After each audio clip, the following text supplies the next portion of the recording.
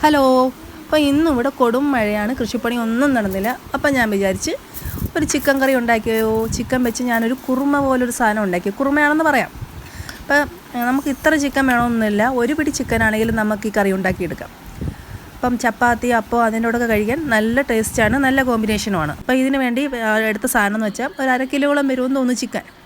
അതൊക്കെ പിന്നെ നമ്മൾ 2 സവാള അരിഞ്ഞത്, പിന്നെ 4-5 കഷ്ണം വെളുത്തുള്ളി, പിന്നെ കറിവേപ്പില, പച്ചമുളകൊക്കെ വേണമെങ്കിൽ ഇവിടെ ഓപ്ഷനിലാണ്.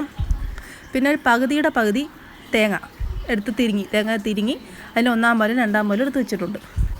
പിന്നെ നമുക്കത് പാൻ ചൂടാകുമ്പോൾ നമുക്ക് ഈ സവാളയും ഈ വെളുത്തുള്ളിയും കൂടി എടുത്ത് നല്ലൊന്ന് വാട്ടി കൊടുക്കാം.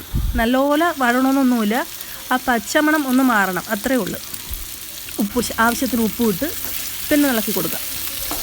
അതിന് ശേഷം അല്ലെങ്കിൽ പിന്നെ നമ്മളത് 2-3 മിനിറ്റ്, ഞാനാണെങ്കിൽ 2-3 മിനിറ്റ് ഒന്ന് അടച്ച് വെക്കും. അടച്ച് വെക്കുമ്പം